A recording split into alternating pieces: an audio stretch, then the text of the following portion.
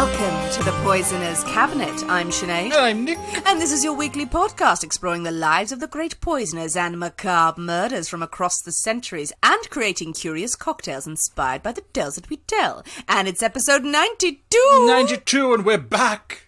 We're back! It's been so long. It's a Christmas miracle! That for it is. 'Tis Christmas Eve! 'Tis Christmas Eve, good sir. We are back from our Christmas break. Thank you to everyone who bore with us, who are still here. Yes, well done. If you're still listening, then I'm very grateful. We have got a treat in store for you today, for it is our Christmas special. Now, can we possibly top the drunken hilarity that was last year? You just wait. You just wait. And I'm gonna have to interrupt now. For it is Christmas, it deserves a Christmassy beverage to start off with. Immediately? Immediately, an immediate Christmas beverage to start the episode. So we're gonna have a beverage. Pause now. We need to start the episode with an actual beverage. Absolutely. We've never had a beverage this early, I think. I know. Haven't even got to the bits where I ask you how you are and about poisoning and all that. No. So, to start our Christmas Eve spectacular, what are we having? Well, you have to wait and see, won't you? Oh, is it a surprise? I've got to go and get it first. Okay, all right then. Well, I think it's time for Nick to dash like Dasher and Prancer and Rudolph and the other reindeers. And all those other ones. To the Poisoner's Cabinet kitchen to shake up a storm for the first time, so we'll see you in a bit. See you in a bit.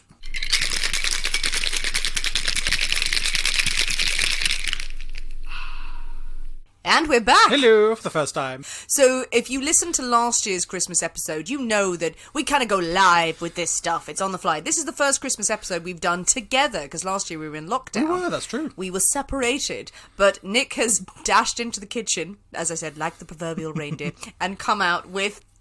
Is it bloody eggnog? It's bloody eggnog. It's eggnog! My first time that I've ever had or in fact made eggnog. Oh my gosh. So I've been asking people, should we be having eggnog? I've never had eggnog. Have you ever had an eggnog? No, never have. The Christmassiest of drinks, and we've never tried it. And I was a bit disturbed because Nick closed the door to the kitchen and I could just hear something grating furiously. I'm really excited. So do we taste first? Yeah, absolutely. Just give it a go. And then you're going to give us the secret recipe. I'm terrified and intrigued. I'm excited. Okay, well, Yeah. Cheers. Cheers. Merry Christmas. Merry Christmas.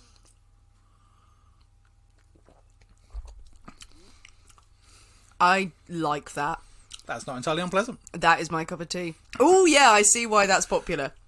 It's not sophisticated. God damn, taste it. Do I detect a hint of nutmeg, Nick? It's a sprinkling of nutmeg. So what is in eggnog? Well, eggs Just eggs. and nog. Mixed together vigorously. This is not nutmeg, this is nog. Oh, nog in the nog. I've grated a nog. Nog, they are found in the forests. Yes. Now, this is a recipe that was posted on the Instagram by Kate Can Do History. So thank you very much for recommending this recipe, because that's what I went with. So eggs, whole eggs, double cream, milk, cognac, Grand Marnier, Wow. bourbon, Whoa. spices. I made this yesterday. It was a long time ago. This is the Colonel's secret spices. Yes, that you sprinkled in. secret spices, all blended up together Oh my gosh. into a blendy drink. That is lovely. Yeah, so- I'm into eggnog, people. Yeah, I'm worried about the rest of whatever else we're drinking Well, today. who knows? Who Because knows? this curdle, I don't know. But I mean, a little sip, another one. Oh, it smells of Christmas. It does. It is very Christmassy. Yeah. And it's not as heavy as I thought it was going to be. You know, it's like a Baileys. It's like Well, it is a pretty much velvety it's a drink. version on a flip, really, isn't it? And we've had it's basically a drink with a whole egg and spirits that goes back hundreds and hundreds and hundreds of years. So this is just a pimped up version of that, really, with Christmassy spices and stuff. I love that eggnog is a pimped up version of the flip. There it is on Pimp My Ride. Yep. Driving around on a lowrider. Yeah, is I'm otherwise- Christmas in a glass. All those spices and Wonderful recipe as well. But yeah. Well done. Thank you so much, Kate. This is... so moving on to the next bit of the podcast. And it will, as we have our drinks in hand. How are you, Nick? I'm very well. Even better with a glass of eggnog in hand. There's going to be Christmas soon, so that's already fun. Obviously, everyone around the world is having Christmas a little differently this is true. year. It's not as savage as last year. Last year, because of where we are in the UK, we had full-on lockdown. We couldn't see each other. We couldn't do anything. We were confined to our homes. We had to record in secret. This year, we have restrictions. Obviously, Omicron, per CIA, is prevalent. So wherever you are, we hope you're being safe. We hope you're okay. And if you are alone, if you had to isolate because of the virus, it's most important for you to be safe. But we hope that we can bring you some joy today. So, but just eat, drink, and be merry. But you're full of the Christmas spirit. That's wonderful.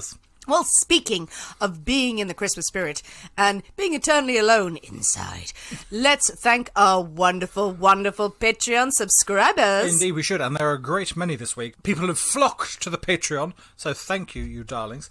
So the first of all, we must thank Heather Hill, Christine A. Weedo, Leah Maskey, Victoria McPhee, Steph, Heidi Sleeman, Stephanie D, Elliot Rivers, Ian Shrivers, Christy, KD Anderson, and Laura Filch. Thank you. You are so sexy, all of you. Thank you for joining us on Patreon. We hope you're having a lovely time out there.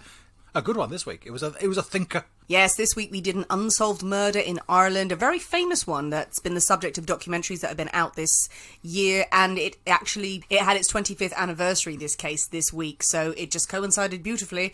And if you haven't joined us on Patreon, come over in the festive period. It's a great way to escape your family.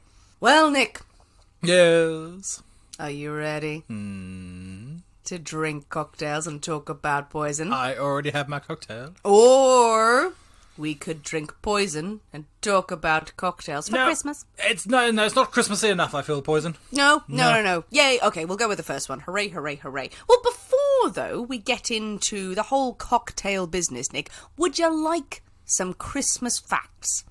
Oh, this is unexpected. You know I love a little Christmas fact. Go, tell me your Christmas facts. Last year I talked a lot about what the medieval Christmassy celebrations were. A little bit melded into the modern, but I went very medieval last year. Would you like to know a little bit about what the Victorians did? I would be delighted. Oh, good. Tell me.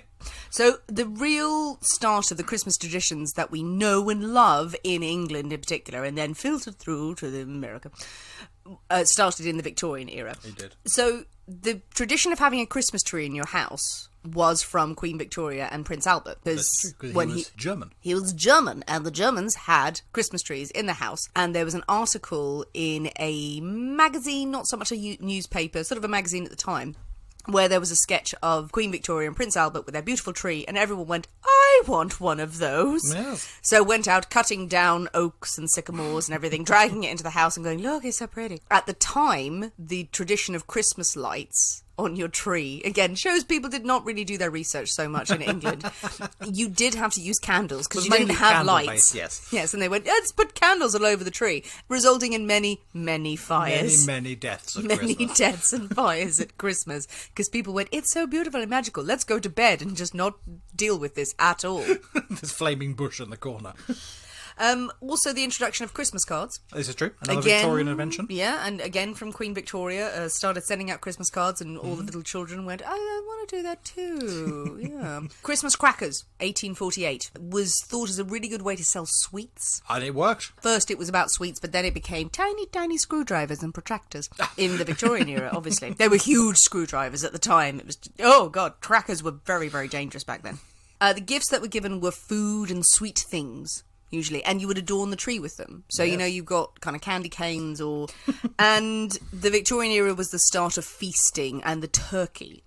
The turkey being served, or the goose, a plump goose, is all Dickens' fault. If you've read A Christmas Carol, you'll know the pain of that it took about 4 pages to describe that fucking Christmas table layout. Sitting in school going, Dickens, you're very, very good at conjuring a scene, but this is too much. It's getting a bit carried away now. But it's, that abundance and that feasting made everyone go, oh, that's the spirit of Christmas. There shall be all sorts of things. And again, if you're a bit poor, then you're like, oh no, I want to be able to have that opulence. That's the spirit of Christmas. Being rich and buying things like no one else can afford. So there you go. There are my little Victorian Christmas facts. How delightful. Oh, everybody is happy now, I'm sure, knowing where all of the gluttony came from. But we do have a story to tell today, don't we, Nick? We do. It's a story. I don't know if anyone knows it. Oh. I think some people may have possibly ever heard about it in passing, potentially. Yeah, it's a little bit of an obscure one, so It is. Hopefully you'll go with us, guys. But we'll come back to that, because as we've established, we can't possibly tell a story without a cocktail in hand. As you know, dear listeners, every week we choose a secret ingredient that is inspired by the tale that we tell, and will flavour our cocktail of the week. So, big story, big episode. Yeah. Our secret ingredient this week, Nick, was... Whitechapel. Whitechapel itself. Yes, indeed. Quite the inspiration. I'm slightly worried about the flavours that Victorian Whitechapel might conjure up. Yes, terrifying, but Whitechapel itself, the inspiration. Yeah. What have you come up with? Well, a London calling. I love that. London calling. Forget the clash, forget the Yeah. clash, forget the clash. That's the only thing that comes into my mind when I say that. Forget the 80s. London is But calling London you is calling. to the foggy streets of Whitechapel. Exactly. Yes, let's go with that. Yeah, put that in your mind, people. Ooh, London calling. I Yeah. like that. I am excited. Also very Eurovision as well, isn't it? Oh my god, it is. Hello, this is London calling. Well, I think it's time again for us to go into the poisonous cabinet kitchen and shake up a storm, so we'll see you in a minute. Yes, we shall.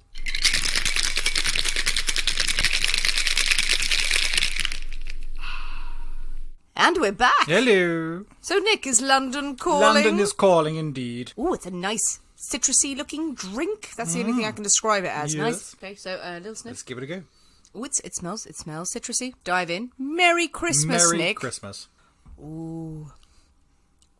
Meh. No, I don't mind that. Oh, it's fine. There's nothing special. It had a really nice citrusy start. Then it kind of came away into nothingness. It's a bit bleh. It's fine.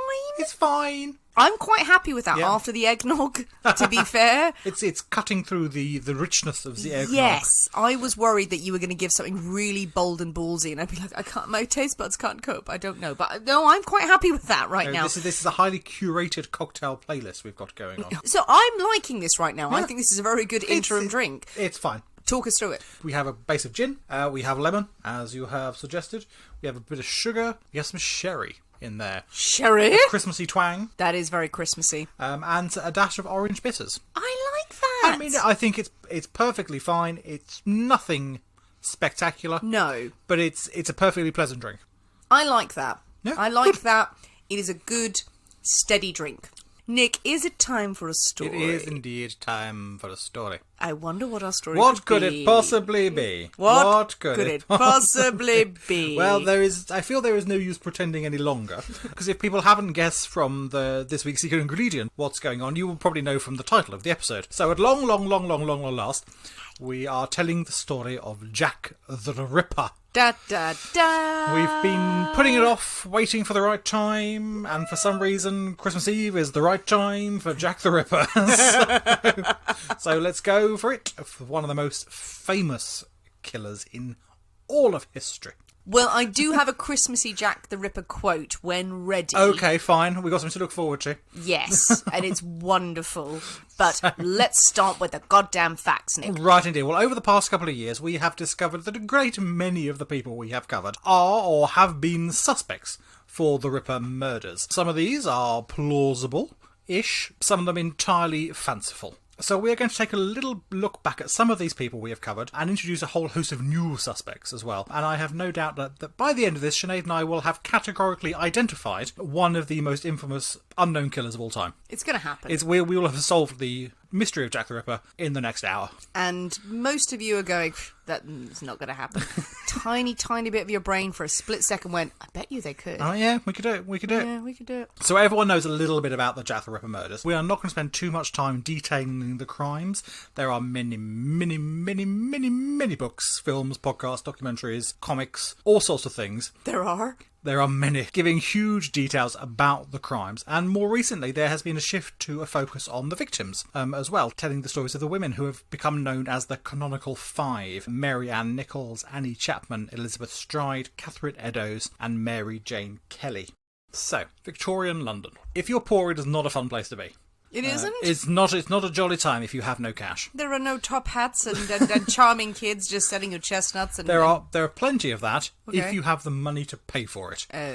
In the mid-19th century, people are flooding into London from all over the world. Thousands of people who are coming from Ireland because of the famine. We have Jewish refugees who have come in from Russia and Eastern Europe, escaping the pogroms. Population has exploded. These people arrive with nothing, and in a time well before the welfare state, they crammed into any space they could find. Today, the district of Whitechapel has a population of around 15,000 people. In 1888, the population was over 80,000 people. Oh, bloody hell. And this is a very small area. It really You're looking is. like perhaps 5 or 6 streets, Yeah. sort of thing. So it's not a big district, really, at I all. think any tourist who comes to London going, let us see the streets of Whitechapel, expecting probably in their head a combination of some slums and St Paul's Cathedral. Yeah, no. It's not. It's a tiny, tiny area It's of the one East End main, of London. one main road and a few side streets off it. That's Whitechapel. Before you move into Spitalfields and Bow and Limehouse and all the other areas that make up the East End. Aye. So it's not a big place.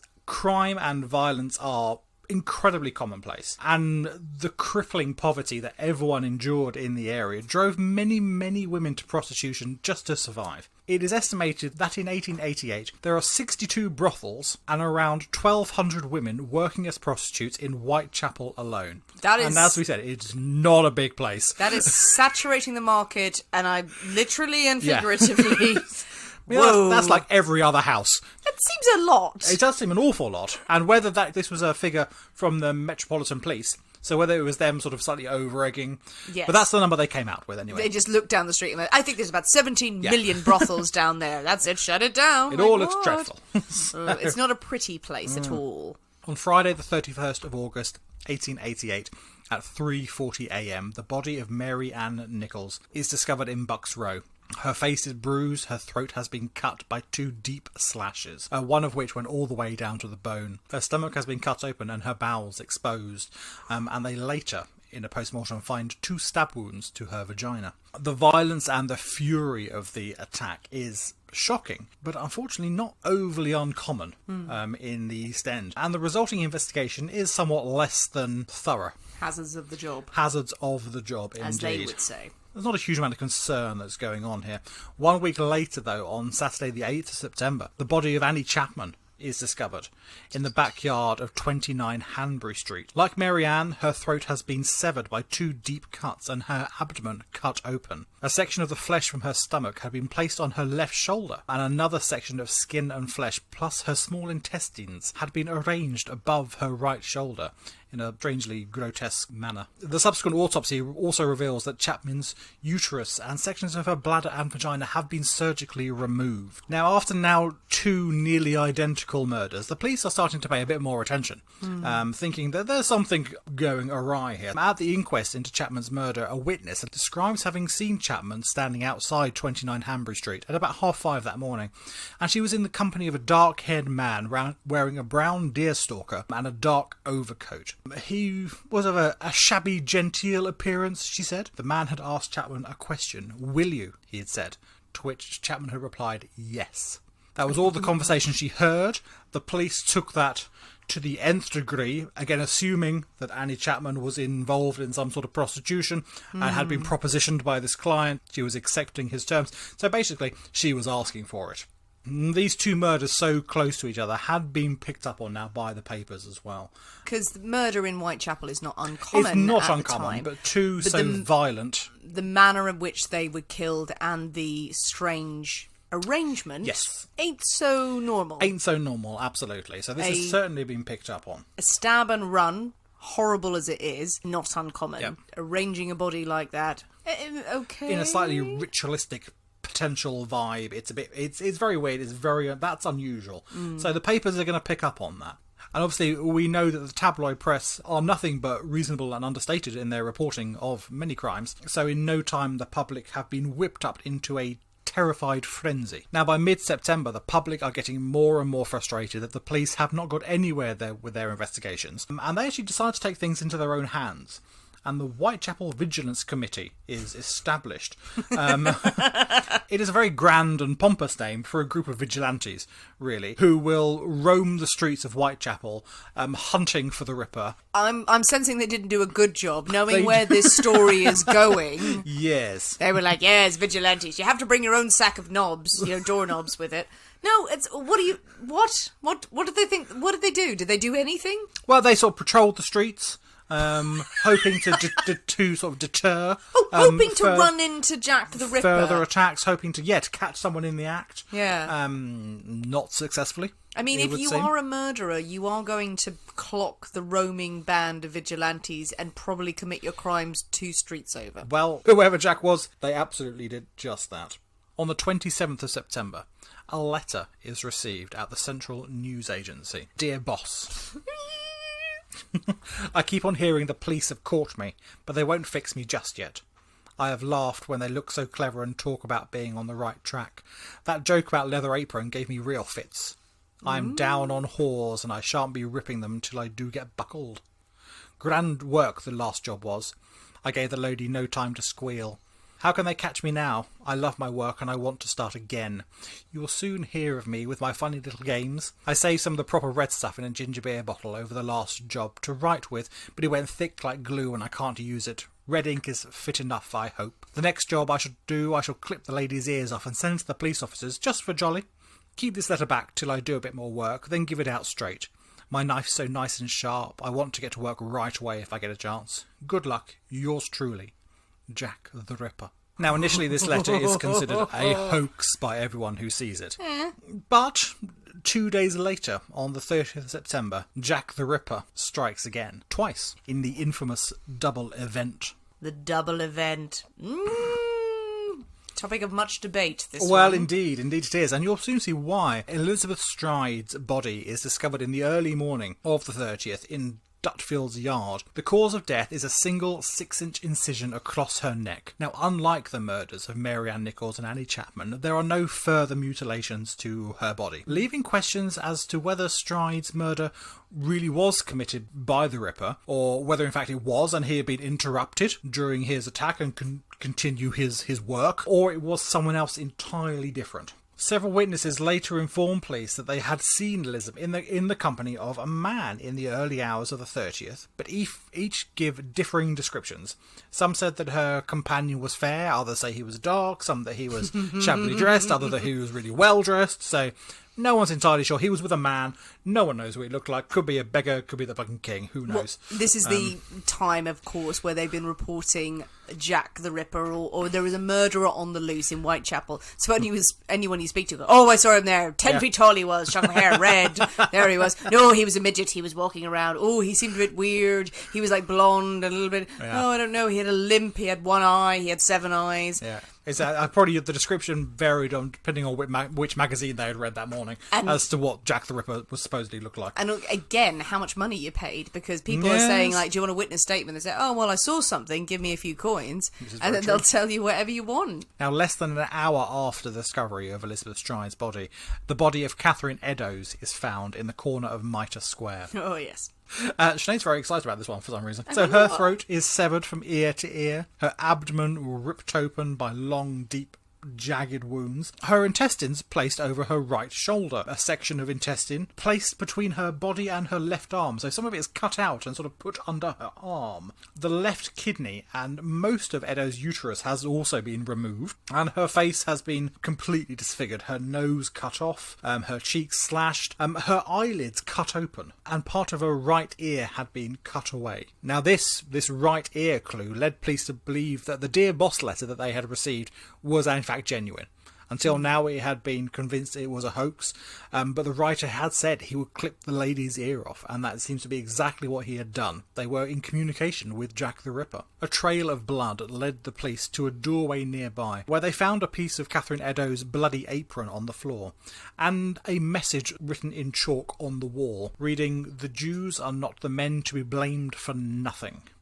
And the message seemed to imply that a Jew was responsible for the murders. And fearing that this graffiti would incite violence towards the Jewish community in Whitechapel, the head of the Metropolitan Police, Sir Charles Warren, ordered it to be washed off before it could be seen by anyone. I will have notes on that. So I have comments about this man. I have notes. The day after the murder of Stride and Eddowes, another note is received by the Central News Agency.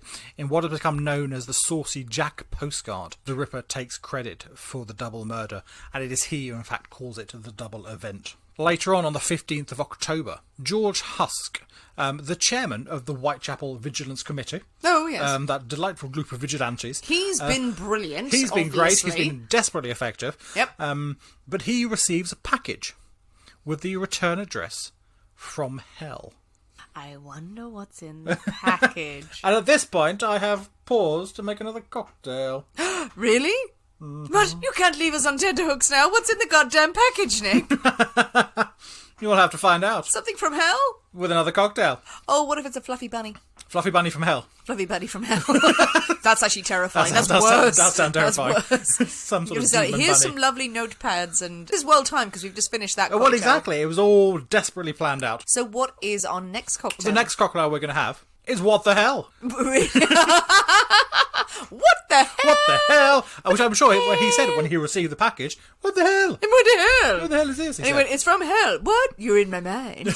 Okay. What the hell? I'm worried now. Yeah. Well, as we pause on tenterhooks for the rest of the story. Oh my god, it's so good.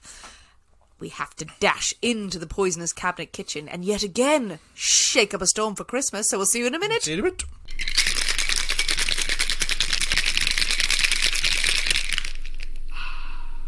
And we're back Hello again. with another cocktail from hell. From hell indeed. Well, what the hell, Nick? What the hell? The hell is this? Well, it looks quite nice. Yeah. It looks golden. Golden. Golden in its hue. Pretty. Looks can be deceiving. Indeed. So, this is a what the hell? I'm expecting a reaction. I want a reaction from this now. Yeah. But let us dive in with the third cocktail of the day. Let's give it a go. Merry Christmas. Merry Christmas again. Okay. Ooh. That has more of a reaction than the other one. It has more of a reaction. Okay, I don't know what's happening. It's not as violent as some other cocktails we've had. Yeah. I'm not a fan. You're not? No. I don't mind it. It's alright. I know what's in it, and there's too much of one ingredient. Ah. It's got elderflower in it, hasn't it? Nope. Fuck. Such confidence there. Well, in that case, I don't know. Okay, so we have, again, London cocktail needs gin. So we have gin. Yeah. We have dry vermouth. Yeah. We have lime. Yeah. We have sugar. Yeah. We have apricot brandy. Wait. It's the apricot brandy, which I think you're mistaking for the elderflower, which there's too much. I think it needs to drop down that, and it might be alright. Well, more for you then. It's fine. Yeah, that's right. So, Anyway, yeah. back to Jack. Back to Jack. Yay. And a delightful package the dear Mr. George Lusk has just received. Oh my god. Yay. Mr. Lusk, I send you half the kidney I took from one woman, preserved it for you. The other piece I fried and ate. It was very nice. Sorry, I knew it was coming. I may send you the bloody knife that took it out, if only you'll wait a while longer.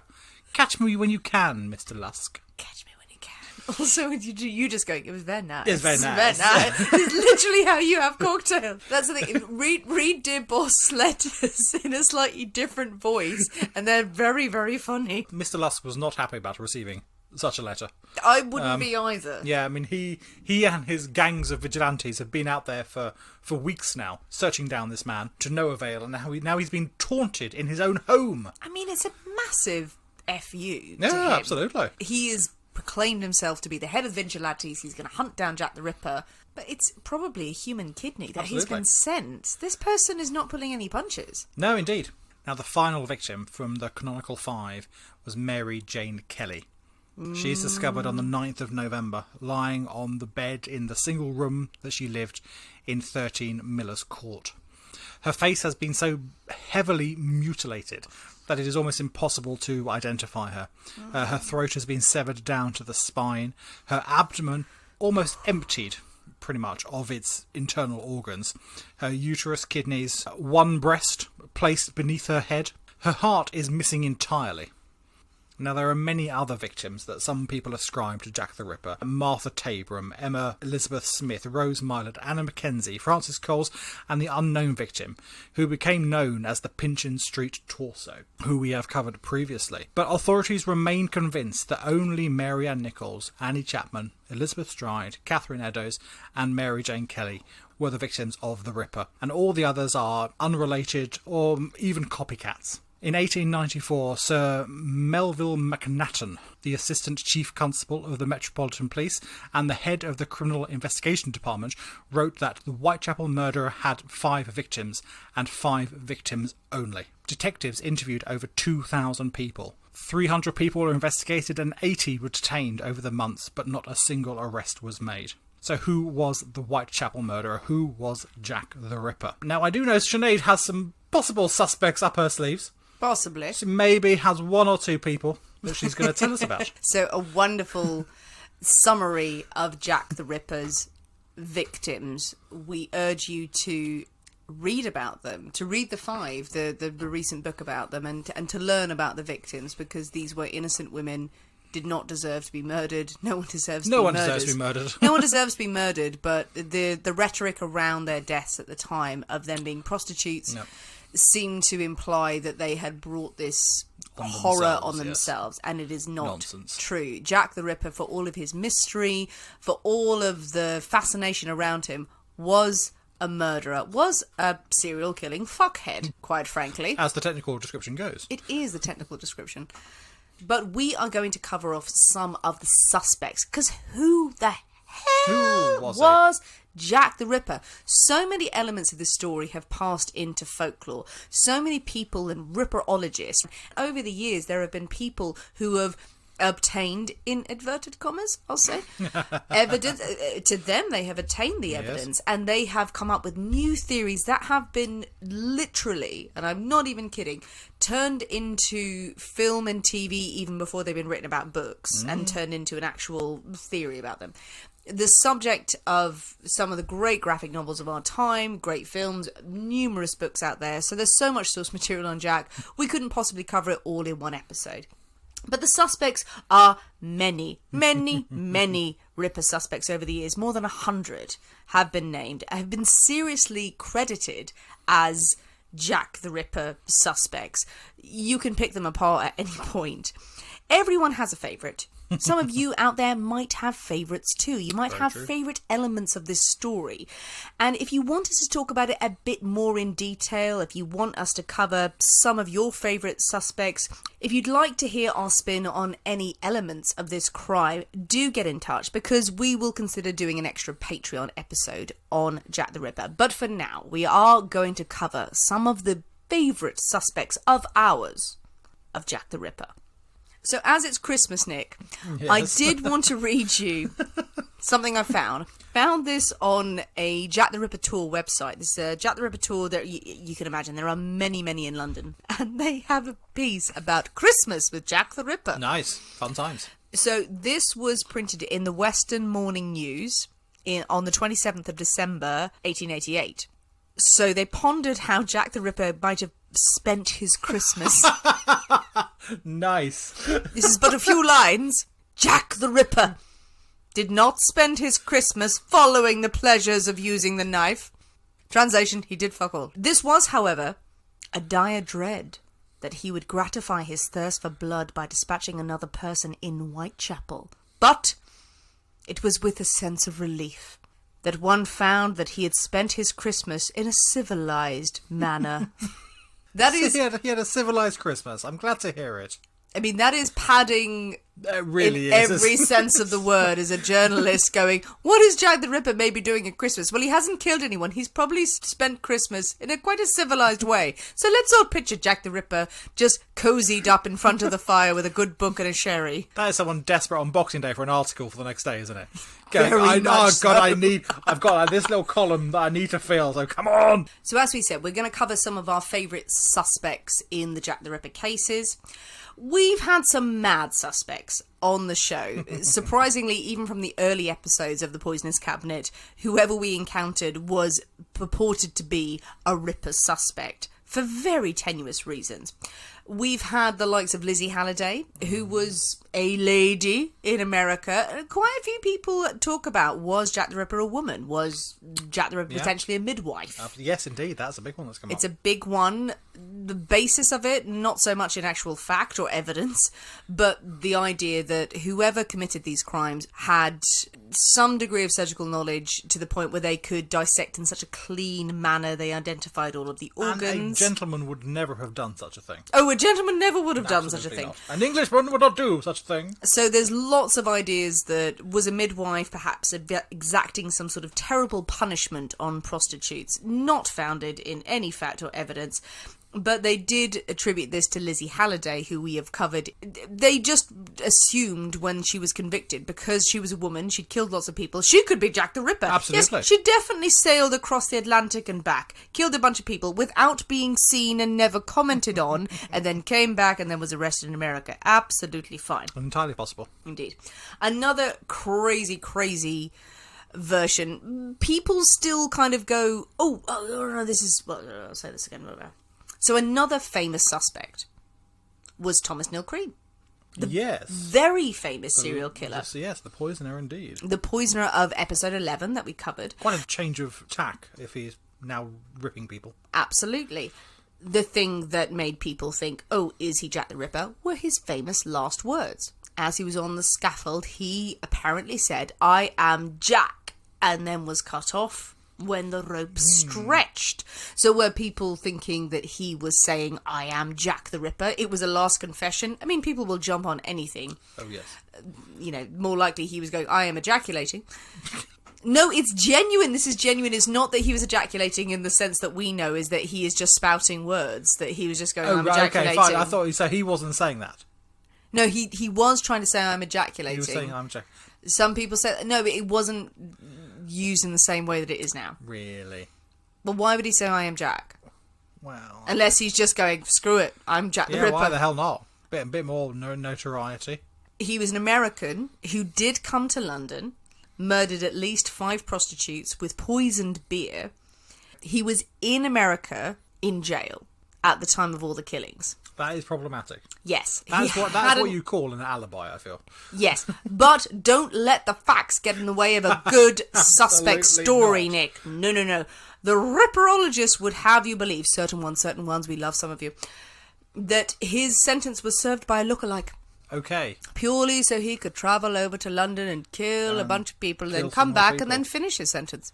I mean, it's possible. It's a theory. Should we put that in the maybe pile? Very much in the maybe pile, yes. Disputed by his lawyers, his family, and him. But one of the other big suspects in Jack the Ripper is George Chapman. Yes, now that is a name that is very familiar. It is very familiar, for he was covered way back when, Nick, in one of our earliest episodes, episode 6, I believe it was. George Chapman, he was Polish, was a serial killer, known as the Borough Poisoner. So back in his home country, he had trained as a surgeon. So ticks the box. Ticks the box there. Ticks the box, the idea that whoever killed the 5 had surgical knowledge. But he came to London in either 1887... or 1888, he would end up living in the East End. Yeah. He moved back and forth from America over his lifetime, but when he was in London, he was a surgeon barber, ended up as a pub landlord, but over his time in England, also in Poland, he had several lovers, wives, people, multiple marriages, and multiple lovers. Was violent, was a horrible man, threatening the people he was with, saying that he would cut their heads off and he would do terrible things to them. He started killing his women. So killing, singing, dancing, cutting hair, killing, singing, dancing. It was just a big cycle in the 1890s and the 1900s. And when he was caught, it was Inspector Aberline. The most famous detective involved in the Jack the Ripper case, this is many years later, who came up to the officer who arrested him and said, congratulations, you have caught Jack the Ripper at last. Aberline himself was obsessed with George Chapman, saying that he just rang so many bells in his head. He was convinced that the timelines matched up. There were so many similarities. He thought that George Chapman was the killer. The coincidences were too much. So he thought that George Chapman was the man that they were after. Apparently, when living in the East End of London as well at the time of the killings, Chapman would go out in the night for hours on end, unaccounted for, according to his wife/girlfriend at the time. He wasn't an official wife. He matched the description that was given of the last man seen with Mary Jane Kelly. When he left for the USA, the killing stopped. I mean, that's fairly damning evidence there, really, isn't it? So George Chapman, I won't say his Polish name because I can't pronounce it right now, but we have covered it again in a previous episode, and all of his killings, there is a fascinating case. His is the strongest of actual genuine evidence, rather than just surmising around it. He fits the description of a man who murdered another girl in 1902, a man who stabbed a prostitute and tried to cut out her uterus during their encounter. So there's a lot of other circumstantial stuff that links it to him. The stumbling block was that people have not been able to get over, and they couldn't at the time, maybe this day and age they could, was that he was caught, George Chapman was hanged for poisoning women. It is quite a leap, isn't it? Because obviously Jack the Ripper is so violent, so frenzied, it would seem, in his attack. To go from a poisoning to a vicious knife crime is a massive leap. The reports in George Chapman's case are that he was violent. He spoke violently. He spoke about terrible trauma he would inflict on the women he was with. So would George Chapman change his MO as a serial killer from poisoning women to mutilating them? Is it that he started mutilating women and he got too much press attention, which maybe he liked, but then he thought, oh, you know what, I'll change to poisoning? Is he that sophisticated? Is he that intelligent to be able to do that? Because it's commented on many times that serial killers don't change their modus operandi. So I can almost see it going the other way, in that sort of starting to poison people, realising you can get away with it, and then getting slightly more violent in a sort of progression. But almost going from a knife to poisoning, almost in a bizarre way, it feels like going backwards. And so I can't see that. Doesn't seem to compute in my head, that you're going, I've spent time slashing up people and cutting their organs out, and now I'm going to stop doing that, and I'm going to poison them in a subtle and surreptitious way. It seems a bit... Unless he's a criminal mastermind. Well, that is true. Unless he is an absolute criminal genius, the likes of which we have never seen before. That's the thing. That's the thing. If you want to pin it on George Chapman, then you have to go with does not fit the MO, is a completely unique case. Yeah. This is so, very true. Nick, do you have any other we've got suspects? A few of them. As you know, as you said, there are many, many, many different suspects, and a few of them which are quite sad suspects, who are suspects in nothing but sort of coincidence, really. One of those, a chap called Montague John Druid. So Druid, but he was one of the favourite suspects of Sir Melville Macnaghten, the head of the CID. Great name. Yeah, absolutely. Druid was his top of the list to be Jack the Ripper. And it seems to be such a bizarre assumption that this Druid would be. Now, Druid was a barrister who also worked as an assistant schoolmaster in Blackheath in London. His body had been dragged from the Thames on December the 31st, 1888. An apparent suicide, which had been committed just a week after the murder of Mary Jane Kelly, the last of the canonical five. Now, it would seem that this timing is the only thing that really connects Druid to the Ripper. Is this coincidence that a week later, Druid decides to commit suicide? And this is something that Macnaghten grabs hold of in his assumptions of who the Ripper is. Now, it turns out that Druid had been fired from his job as assistant schoolmaster. Some modern authors believe that Druid, in fact, may have been gay, which was the reason behind his dismissal, and people say that it was that, rather than guilt over 5 murders, that caused his suicide. Even Inspector Aberline had dismissed Druid entirely as a serious suspect due to lack of any substantial evidence apart from the timing.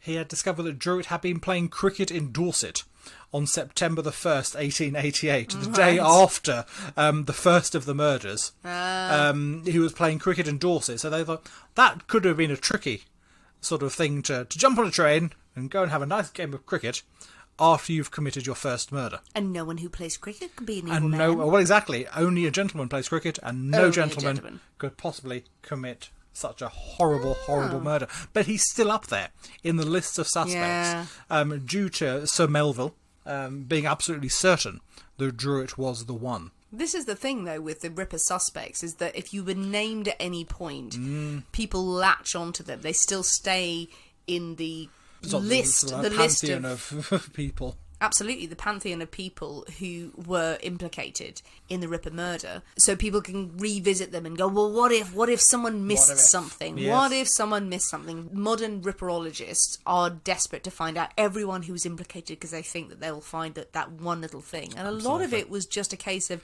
oh, you died or you were in the area at the same sort of time.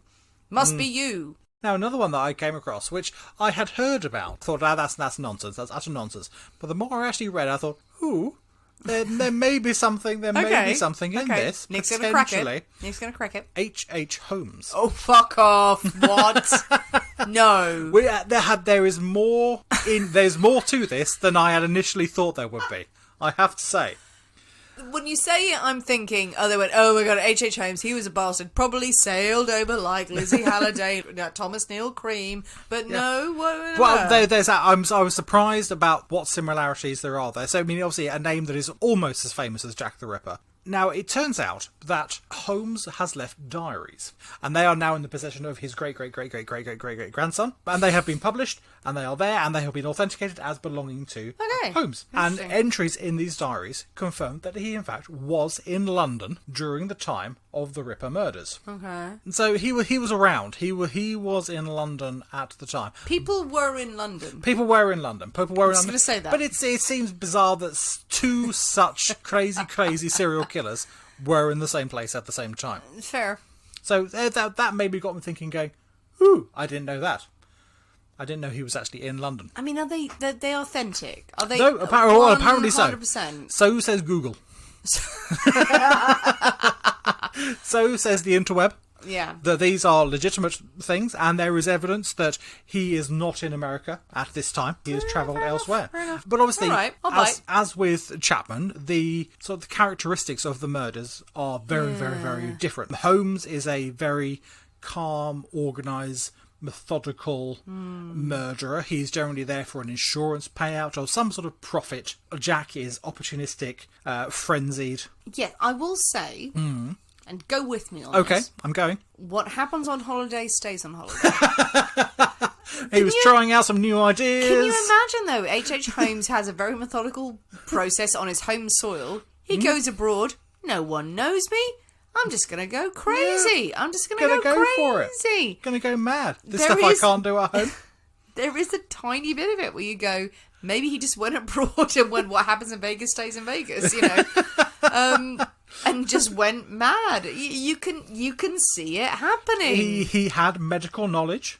Yeah. He was trained pharmacist. He had medical experience. He had medical knowledge. No, stop trying to convince me to this, because it's not fucking H.H. Holmes. It's not, but it's actually more compelling than you realise. Oh, it is. Yeah. I find that more compelling than some of the other stuff I'm about to say. So not long after the murder of Mary Ann Kennedy, there is a ship's log, only a week later, that reveals that H. Holmes leaves England for America. See, this is the recurring thing, is that whoever left England, whoever left the territory just after the murders, people think it must be them because they just stopped. According to, if you follow the logic of the five. Yes, absolutely.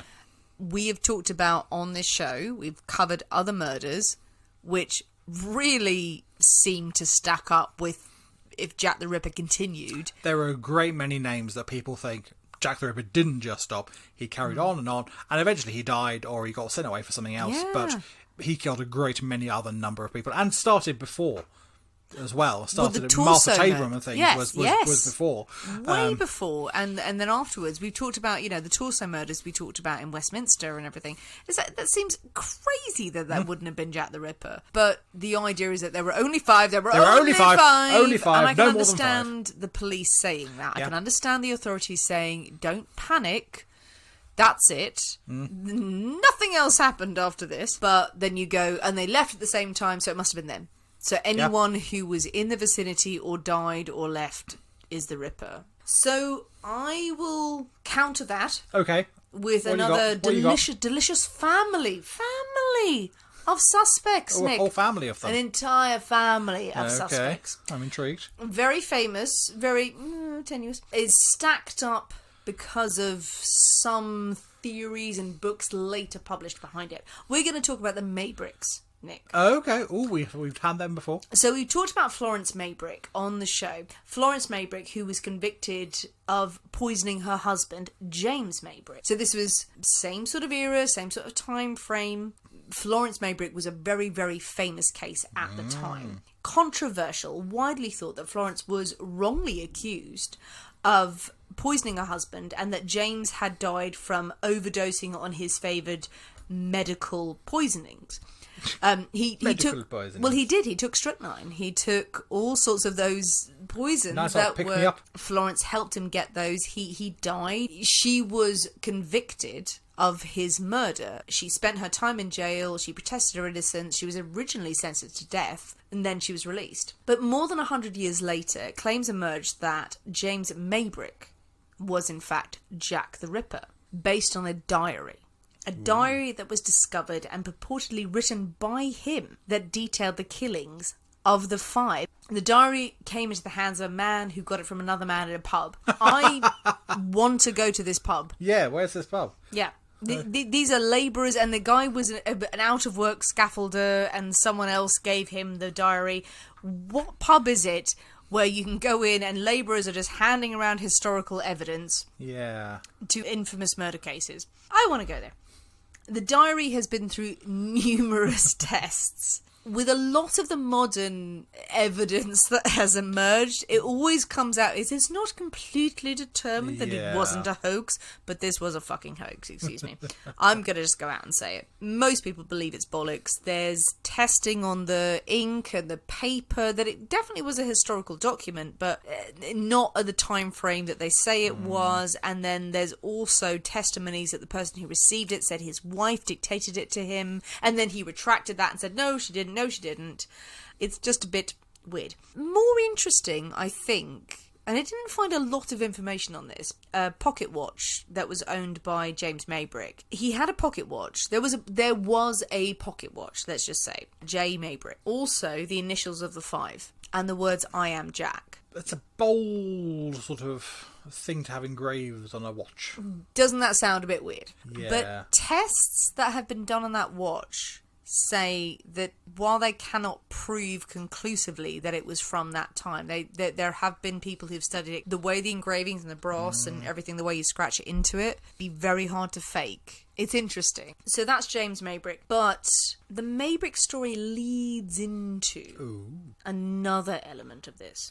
Another suspect emerged from this case and forms part of the bigger conspiracy theory. Oh, we love a conspiracy. Around Jack. The Ripper was being protected and even directed by the Freemasons. Of course.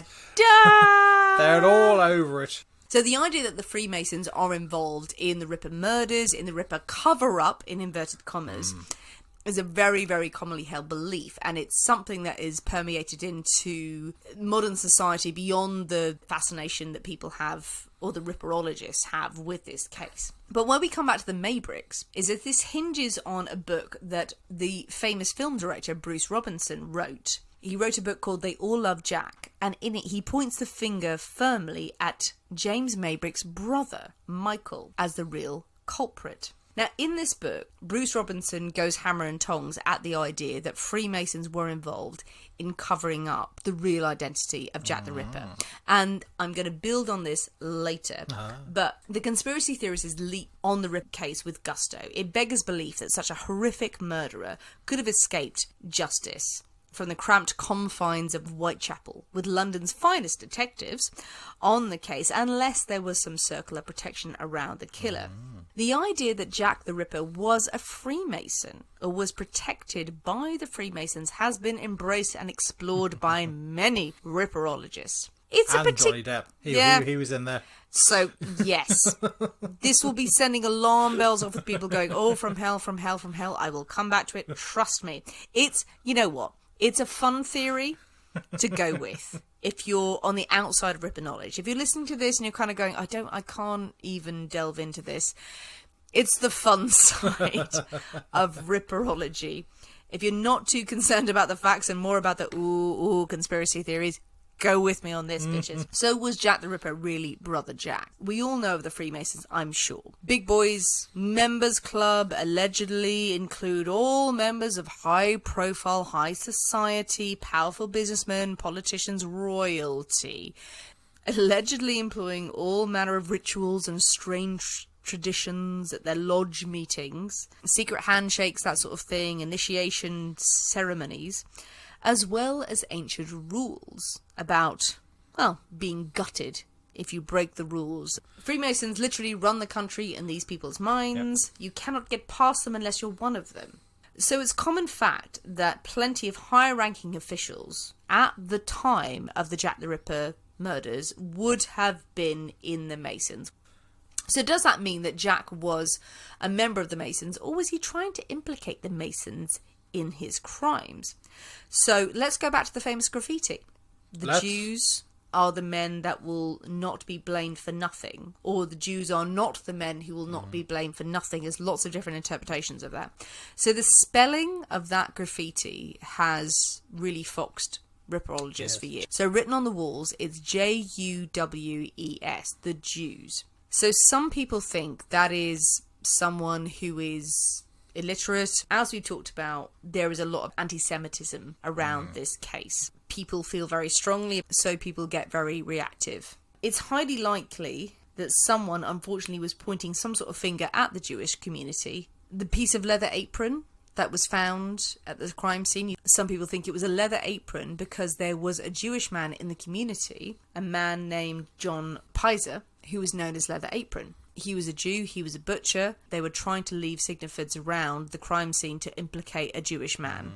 However, there is a potential nod that the Freemasons' involvement to this case is in that graffiti. The graffiti was removed by the police shortly after it appeared, purportedly to stop anti-Semitic bad feeling being stirred up by the public. But the message could have been a reference that Jack was Jewish, or that Jack had written it to nod to the Jews, or that he was referencing the Freemasons. So one theory is that Jews spelt in that particular way, Juwes, is a reference to the three killers of Hiram Abif. Is there the founder of the Masons or something? He's a very prominent figure of the Masons. And the three killers were Jubela, Jubelo, Jubilem. It's referencing the Freemasons. What brings us back to Michael Maybrick? Bruce Robinson, in his writing, surmises that Michael Maybrick was either Jack the Ripper himself or purportedly set up the debunked Dear Boss letters in order to frame his brother and his sister-in-law to bring them down. This is based on the fact that Michael Maybrick was the grand organist for the Freemasons' Grand Lodge at the time. But in this theory that he says that Michael could have been killing these women the way that the women were killed and their organs were arranged around their heads, all those pieces hark back to Freemason rituals. So why would Jack do that? Either Jack was a Freemason and giving a symbol to anyone who's investigating the case, knowing there were Freemasons involved, going, I'm giving you a calling card. Okay. I'm saying don't. I'm one of you, and I'm going to fuck up some shit. Or it's a two fingers up at the Freemasons. You're like, no. I'm like, no, none of that. But why did he arrange all the organs and the body parts around? It's a very particular way, and some people think it is a nod to ritualistic killings. It's difficult though. I'm not so if everyone sort of makes the assumption that these are arranged sort of on the over the left shoulder and over the right shoulder. Could it just be that that's where just things were dumped? No, I don't. I think it was quite particular. I'm with he arranged them in a particular way. I don't necessarily think it was a nod to the Freemasons. I think he did something, but it does hold water, the idea that, well, if I do it in a particular way, it's like the handshake, like, get me off this charge, if you want to believe that. If you want to believe that's how powerful. The theory is that Michael Maybrick, he happened to be in all the locations at the right time of all of the killings, including the later killing that was attributed to Jack the Ripper, was a 7-year-old in Bradford, Johnny Gill, which was a horrific murder, and the child was arranged in a kind of a ritualistic way. Michael Maybrick was there at the time. Yeah, I'm not entirely convinced by that one. I must say. All right, what are your theories, Nick? Well, there are a couple. I mean, there are hundreds and hundreds and hundreds of people.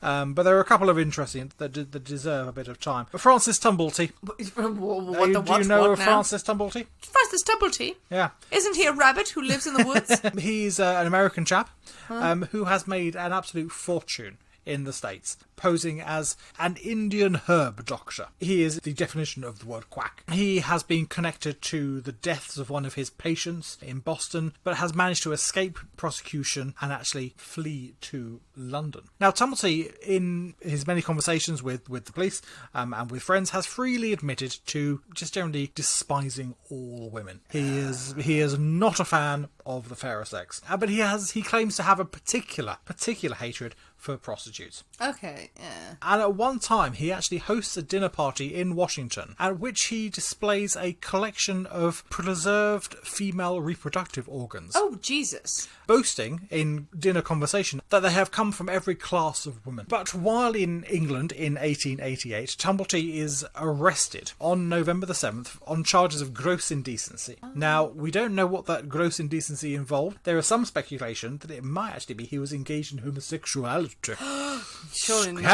Scandalous. But while he's actually awaiting trial, he flees to France, and from there he returns to the United States. Now, he doesn't get connected with the Ripper case until 1913. Of course. So quite a bit later, when Chief Inspector John Litchfield of the Metropolitan Police actually raises him as a suspect. Again, the evidence is somewhat lacking. He was in London at the time of the murders. Bastard. He had an obvious hatred towards women, and he has his collection of preserved internal organs to maintain. Most experts today, probably not. It's probably not him.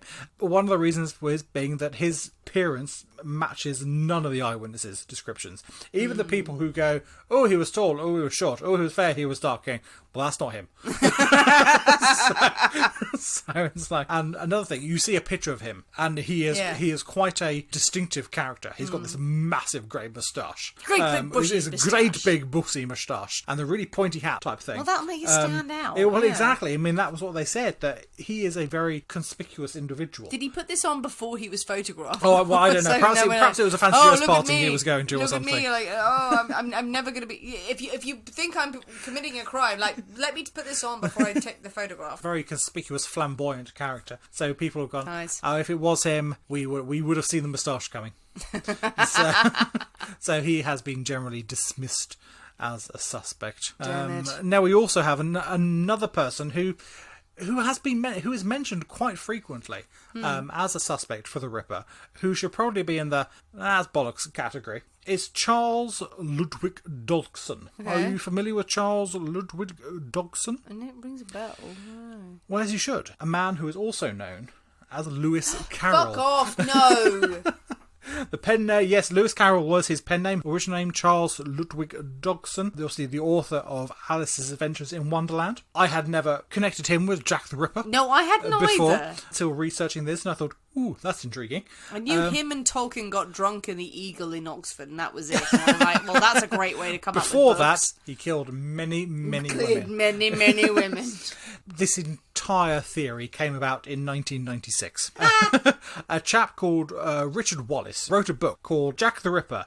Light-Hearted Fiend was the title of his book, where he names Lewis Carroll and an accomplice of his, a chap called Thomas Bain, as Jack the Ripper. Now, Wallace claims to have discovered many hidden messages within Lewis Carroll's writings that point to him being Jack the Ripper. Did he? Did he? Well, you say did he. Wallace went to great lengths to rearrange passages, thinking they were anagrams and secret codes, and to pull out specific hints that he was Jack. In one book, he manages to extract a line that he interprets as reading, "If I find one street whore, you know what will happen? 'Twill be off with her head." What? And that's how he extrapolates this message from Lewis Carroll's writing. Okay. Another passage that he comes up with, a passage that originally reads, "So we went to the cook and we got her to make a saucer full of nice oatmeal porridge. And then we called Dash into the house and we said, 'Now, Dash, you're going to have your birthday treat.' We expected Dash would jump for joy, but he didn't one bit. Not particularly Jack the Rippery. What? That was the passage that Lewis Carroll had written. Richard Wallace reinterpreted this to say, 'Oh, we, Thomas Bain, Charles Dodgson, coited into the slain nude body, expected to taste, devour, enjoy a nice meal of dead whore's uterus. We made do, found it awful, wan and tough like a worn, dirty goat hog. We both threw it out, Jack the Ripper.'" What? Is that genuine? That is genuine. That apparently is genuine. Those letters in that original passage can be reconfigured. That's amazing. To create that sentence or that paragraph. My mind is outblown. Every theory that I've had is fucking Lewis Carroll now. It's Lewis Carroll. I mean, I have to say it is entirely all bollocks. Don't do that. Don't you just give me the candle and take it away, Nick. It is amazing what you can rearrange to suit your own needs, really. In an article that was written to promote this book's publication, Wallace himself was quoted and had written this excerpt, and an eagle-eyed reader had himself reinterpreted this passage to say, "The truth is this, I, Richard Wallace, stabbed and killed and muted Nicole Brown in cold blood. Severing her throat with my rusty shiv strokes, I set up Orenthal James Simpson, who is utterly innocent of this murder. P.S. I also wrote Shakespeare sonnets and a lot of Francis Bacon's works too, thus proving that really you can make any anagram you like out of someone's work." Yes. It was not Lewis Carroll. That's amazing. I love it when people find anagrams in work. Oh yeah, absolutally. And It's a whole so book good. about this. And another thing he said was apparently the Ripper cut off the noses of some of his victims because Lewis Carroll's mother had a large nose. That's bollocks. But no, this is evidence. I think you'll find. It's evidence. Evidence. That's very good. Oh, I like the idea that Lewis people Carroll... believe it. People are out there going, "Oh yeah, that makes sense." No, it doesn't. The further we delve into conspiracy theories, the more people seem to embrace the story of the Ripper. So let's come to the next suspect. Prince Albert Victor. It was him. Duke of Clarence, son of Edward VII. So described by a historian, Prince Eddie he was called, was certainly dear and good, kind and considerate. He was also backward and utterly listless. He was self-indulgent and not punctual. Oh dear. He had been given no proper education, and as a result, he was interested in nothing. He was as heedless and aimless as a gleaming goldfish in a crystal bowl. So yeah, not a great indictment of this. Yeah, not good. Prince Albert was involved in a few near-miss scandals, shall we say, during his life, which makes people think that there was something going on with Albert that was connected to the Ripper murders. So some people think Albert was the Ripper. They just put it out there.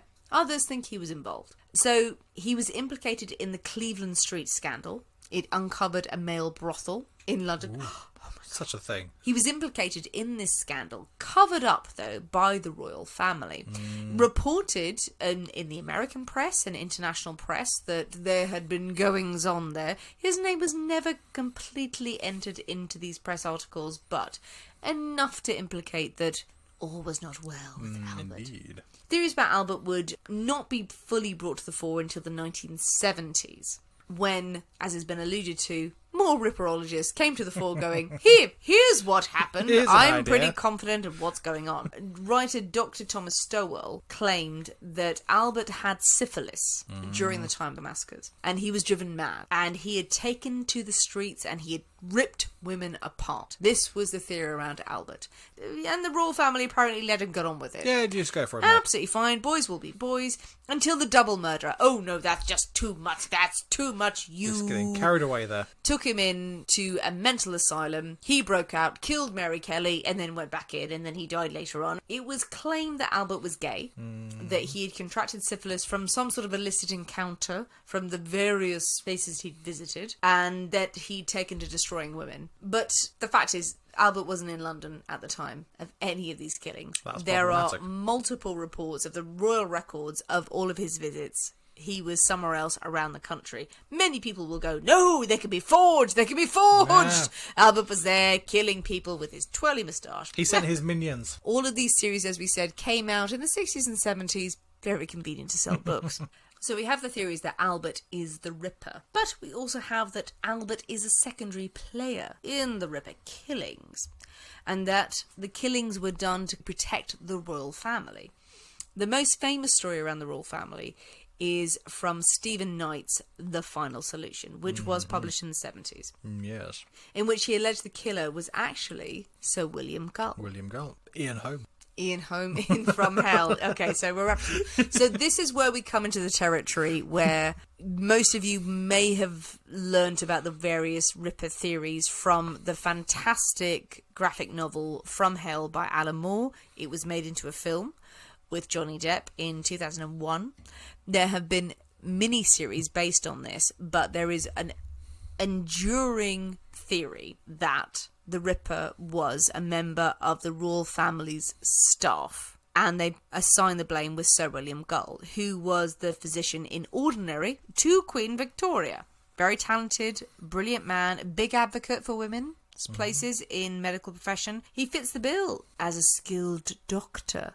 And someone of high patronage. It was proposed, if you want to go down that big story route, that Prince Albert had fallen in love with a common girl, Annie Crook. They had had a child together. She was pregnant. They had maybe married in secret. Some say that Mary Kelly, the final victim, was a witness. Yeah. When the royal family found out, Albert was taken away. Annie was also committed to a mental asylum and was effectively lobotomized to shut her up. But Dr. Sir William Gull stepped in to do away with all the women who were linked to Annie or who knew of the union.